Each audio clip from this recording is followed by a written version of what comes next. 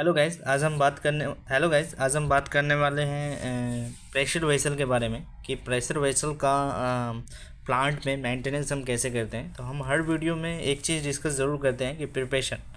तो किसी भी इक्विपमेंट का अगर आप मेंटेनेंस कर रहे हैं ना, तो मेरे अकॉर्डिंग आप प्रिपरेशन अगर अच्छा करते हैं तो आपका शटडाउन अच्छा जाएगा। तो इसीलिए हम आपको आज प्रेशर वेसल का मेंटेनेंस और किस तरह हम करेंगे वो हम पूरा शुरू से आखिरी तक हम डिस्कस करने वाले हैं इस वीडियो में। तो हमारा जो टॉपिक है वो प्रेशर वेसल है। तो अंडर प्रिपरेशन आपको प्रेशर वेसल में क्या करना है उसके बारे में हम पहले बात करेंगे। आपको जो है फर्स्ट आपका जो काम होगा वो होगा स्कोप को रीड करना, और स्कोप को रीड करने के बाद आपको ब्लाइंड कितने नंबर ऑफ़ ब्लाइंड्स यूज़ होंगे उसमें और कौन से साइज़ के होंगे उसकी भी लिस्ट आपको मिल जाएगा प्लानिंग से। उसके बाद आपको करना क्या है कि फ़र्स्ट ऑफ ऑल आपको ब्लाइंड अरेंज करना है। देन आफ्टर ब्लाइंड के बाद जो है आपको अरेंज करना पड़ेगा वो है आपको एग्जॉस्ट फैन, जो कि हमारा जब हम कन्फाइंड स्पेस में एंटर करेंगे उस टाइम आपको ज़रूरत पड़ेगा। उसके बाद हमको टूल स्टैगल का कुछ ज़रूरत पड़ेगा, टूल स्टैगल्स और कुछ लेडर्स वेसल एंट्री के टाइम में हमको ज़रूरत पड़ेगा। और सम टाइम आपको ज़रूरत पड़ता है इंसुलेशन रिमूविंग का। एंड ब्लाइंड लोकेशन आप आइडेंटिफाई कर लीजिए, उसके बाद आप टैगिंग कर लीजिए, उसके बाद आप फॉर लाइटिंग पर्पस के लिए आप लाइटिंग पर्पस के लिए क्या है कि इंडिया में आपको क्या है प्लांट का जो इलेक्ट्रिसिटी है वो हम यूज़ करते हैं। तो लाइटिंग प्रॉपर हो उसके लिए हम क्या करते हैं, लाइट का बल्ब और वायर अरेंज कर लेते हैं, उससे क्या है कनेक्शन ले लेते हैं। बट इन गल्फ में आपको उसके लिए टावर लाइट एंड कंप्रेसर का यूज़ होता है। और जब भी आप अदर इक्विपमेंट आप यूज़ कर रहे हैं जिसमें आपको इलेक्ट्रिक जनरेट करने के लिए पेट्रोल या डीजल्स का फ्यूल का कोई भी यूज़ होता है, तो मस्ट आप उसके साथ एक फायर एक्सटिंग्विशर लाएं, ताकि इन केस फायर लगता है तो आप उसको बुझा सकते हैं। उसके बाद आपको हॉस का ज़रूरत पड़ेगा। उसके बाद आपको साइन बोर्ड चाहिए कन्फाइंड स्पेस वर्क के लिए। उसके बाद एयर डक्ट, एयर मूवर्स वगैरह का ज़रूरत पड़ता है। आज मैं पहले बात करूंगा कि कितने टाइप के जो हैं वेसल्स यूज़ होते हैं।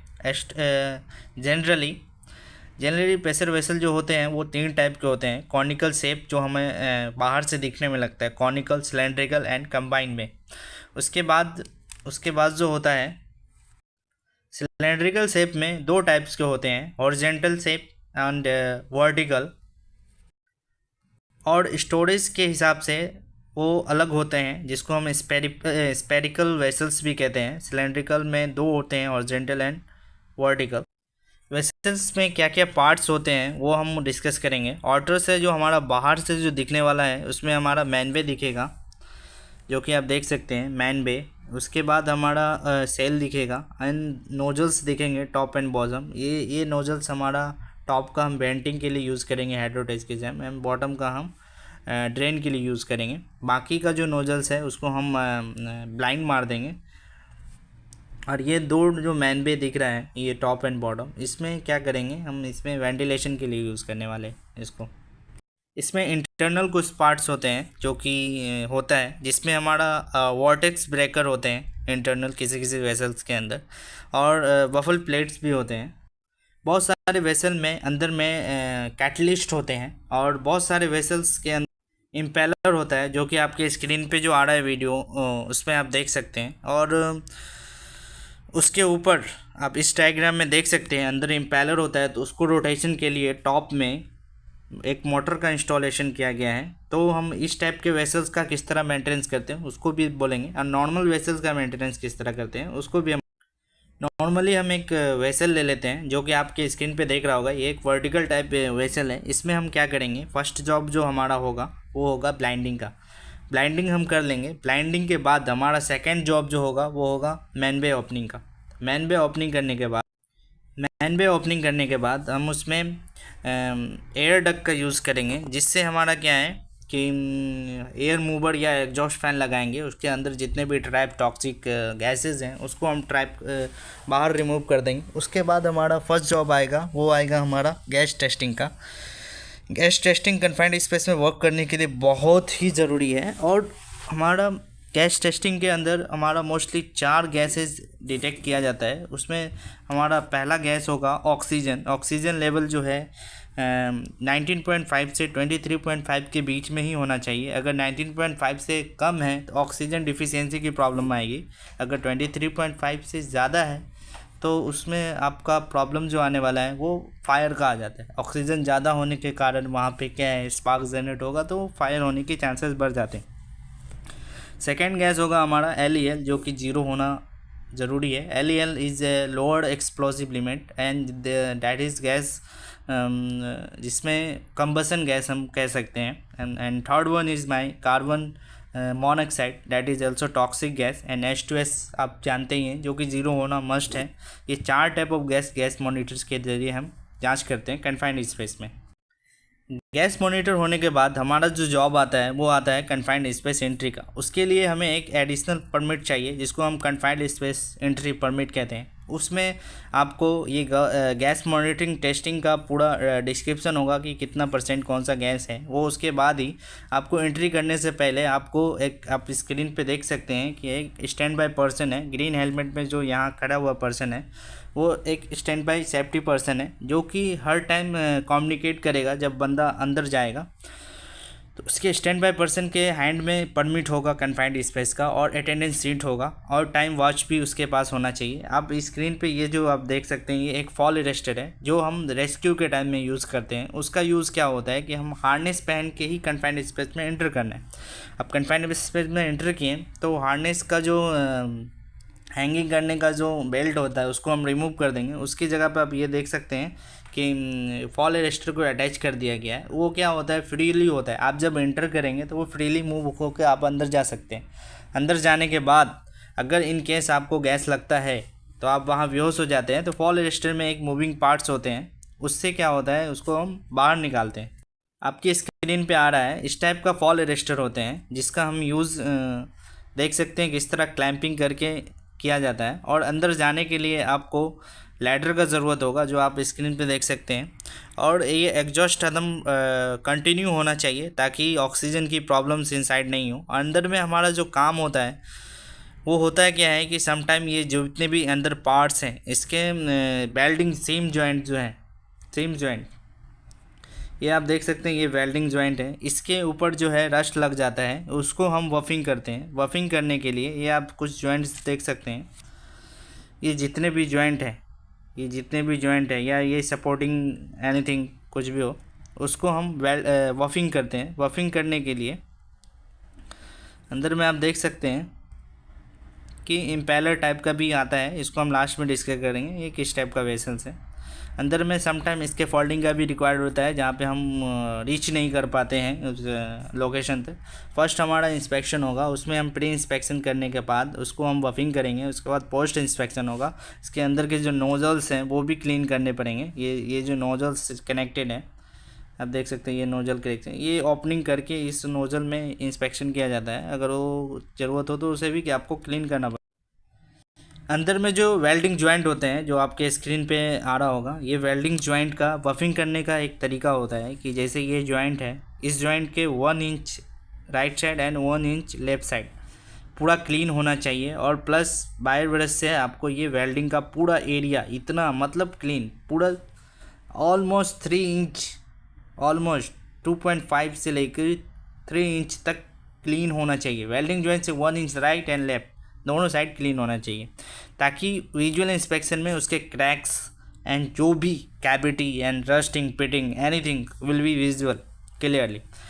विजुअल क्लियर होने के बाद आपको वर्टेक्स हमने दिखाया था इंटरनल पार्ट में। वर्टेक्स का जो वेल्डिंग होता है उसके साइड का भी हमको क्लीन, आप स्क्रीन पे देख सकते हैं, ये वर्टेक्स है जो कि वेसल के ड्रेन पॉइंट के ऊपर नोजल्स के पास वेल्डेड रहता है।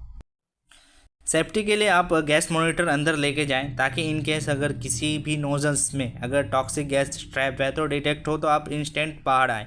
कम्युनिकेशन प्रॉपर रखें और बफिंग करके अपना काम टाइम पे करके आएँ। आपका वर्क ड्यूरेशन जो होगा वो होगा मैक्सिमम 5 to 15 मिनट बोल जाता था, लेकिन ऑन द वर्क आपको थोड़ा जल्दी रहता है तो 30 मिनट का भी ड्यूरेशन देता है। आपको हर 15 मिनट पे वर्क करके बाहर आना है।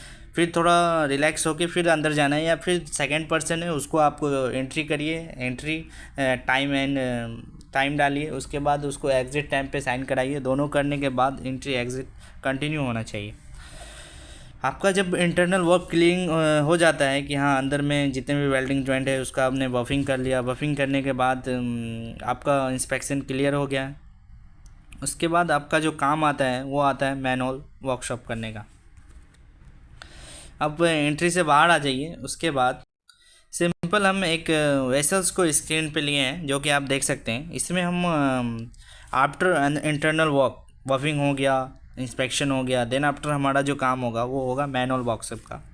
इसमें आप देख सकते हैं ये कि ये मैनुअल है। इसको हम वर्कशॉप करने के बाद हम हाइड्रोटेस्ट लेते हैं। हाइड्रोटेस्ट क्यों लेते हैं कि हमने मैनुअल जो वर्कशॉप किया है या फिर आपने जो वर्किंग किया है जॉइंट, वहाँ से जो लीक नहीं आ रहा है या कहीं और अदर सेल के किसी भी पार्ट से लीक तो नहीं आ रहा है, उसके लिए हम यहाँ करेंगे हाइड्रोटेस्ट। हाइड्रोटेस्ट के लिए मैनुअल वर्कशॉप कर दीजिए। ब्लाइंडिंग एज इट इज़ हमने शुरू में किया ही था। उसके बाद ये जो बॉटम साइड ये ट्रेन लाइन है, ये टॉप साइड बेंडिंग, यहाँ एक कनेक्शन लगाएंगे और ये बॉटम में एक कनेक्शन लगाएंगे। सिंपली कनेक्शन का डिज़ाइन आप जानते ही हैं। टॉप में मस्ट आप पीएसबी का यूज़ करें फॉर सेफ्टी पर्पस।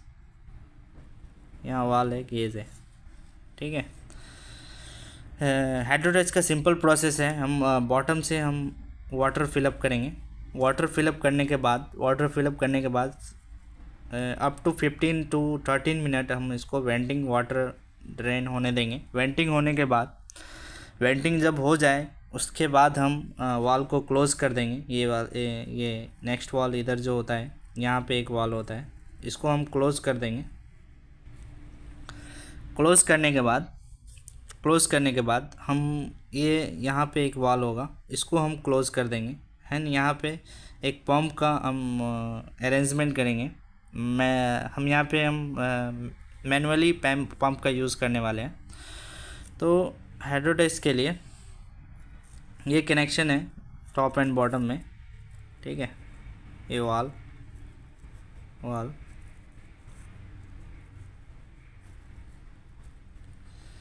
यहाँ हमने पंप कनेक्ट किया। पंप कनेक्ट करने के बाद हम इसमें प्रेशर लेंगे, इस वाल को ओपन करेंगे।